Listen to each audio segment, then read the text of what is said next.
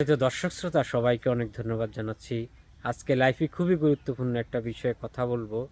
সেটা হচ্ছে আমাদের সমাজে এমন কিছু লোক আছে যারা সবার সাথে তাল মিলিয়ে চলতে চায়।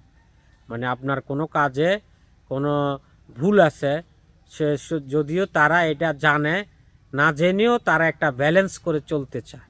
এ ধরনের লোক হচ্ছে ব্যক্তিত্বহীন লোক। যেমন সামওয়ান, আপনি তার সাথে কোনো জিনিস শেয়ার করলেন, সে আপনার কথা শুনে আপনার সকল কাজে সে আপনাকে সাপোর্ট দিল, ইয়েস ইয়েস বলল, কিন্তু আপনার কোনো যুক্তি ভুল আছে সে এটা জানে, জেনেও আপনার ভুল ধরিয়ে দিচ্ছে না, কিন্তু সে আপনাকে খুশি রাখার জন্য বলছে যে আপনি সকল জিনিস আপনার রাইট আছে।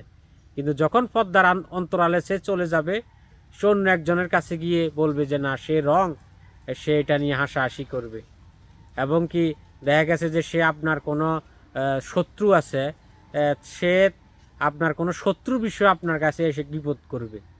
এবং আবার যখন সে আপনার শত্রুর সাথে যখন সে একান্তে মিলিত হবে, আপনার নামে গীবত গাইবে এবং আপনার শত্রুর প্রশংসা করবে। এই ধরনের লোক হচ্ছে ব্যক্তিত্বহীন লোক। এই ধরনের লোকের অস্তিত্ব আমাদের সমাজে আছে। তাই দর্শক, এই ধরনের লোকের হাত থেকে দূরে থাকবেন, তাহলে জাতি মুক্ত থাকবে, সমাজ মুক্ত থাকবে। আসসালামু আলাইকুম, সবাইকে অনেক ধন্যবাদ।